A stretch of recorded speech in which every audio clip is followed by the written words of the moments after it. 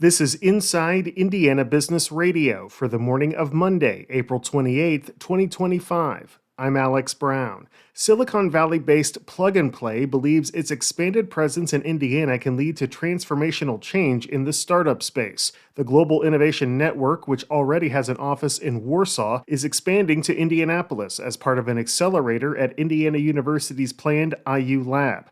Plug and Play CEO Saeed Amidi was a guest on Inside Indiana Business Television. We help over 3,000 startups per year, and it's our intention to do 100 here in Indiana per year. The new Indianapolis location will have an emphasis on recruiting and growing promising startups in the life sciences and biosciences.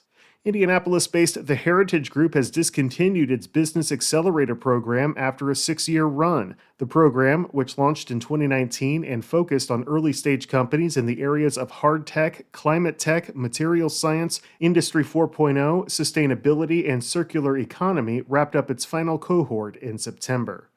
The Vice President of Economic and Workforce Development for Greater Lafayette Commerce has stepped down.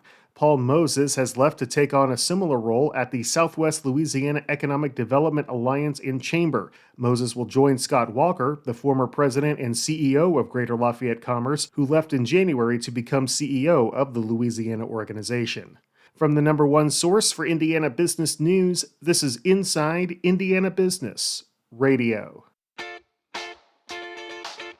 To succeed, you need to stay informed. You need to be engaged. And let's face it, you need to set yourself apart from the rest by connecting with a company that brings you the best.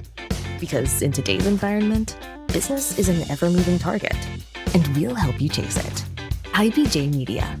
The best of business is in us. Get started at ibjmedia.com/youngprofessional.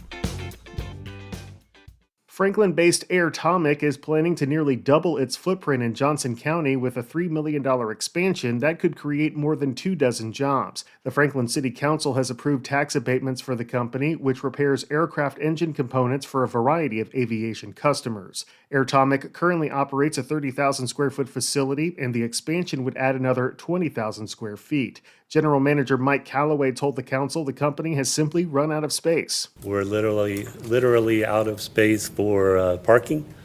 And even though my boss thinks that we can just park anywhere, in Tucson, it's not the case. In Indiana, it'd be nice to have parking spots. So building up the facility to support more work and more employees. The company said the expansion will result in 27 new jobs with an average wage of $30 to $35 per hour, which is higher than the county's current average wage. According to the tax abatement application, work on the expansion began March 10th and is expected to be complete by the end of August. The Indiana Supreme Court Disciplinary Commission issued a firm rebuttal last week to Attorney General Todd Rokita's attempt to dismiss a pending ethics complaint accusing him of misleading the court. In the 44-page brief, Adrienne Meering, executive director of the Disciplinary Commission, called Rokita's motion procedurally improper and meritless. She referenced the Republican Attorney General's filing from February in which he argued that the pending disciplinary case violates his First Amendment rights and Indiana's anti-SLAPP law, which is designed to protect political speech from frivolous legal action. Meering repeatedly rejected Rokita's claims that 3 new charges filed against the Attorney General were politically motivated or an unconstitutional attack on free speech. She urged the state's high court to move forward with the case. Ascension St. Vincent Carmel President Chad Dilley is this week's guest on the Business and Beyond podcast with Gary Dick, presented by PNC, a weekly conversation with high-profile Hoosiers in business, sports, and entertainment, and beyond. Available now from your favorite podcast provider. I'm Alex Brown for Inside Indiana Business Radio on Demand.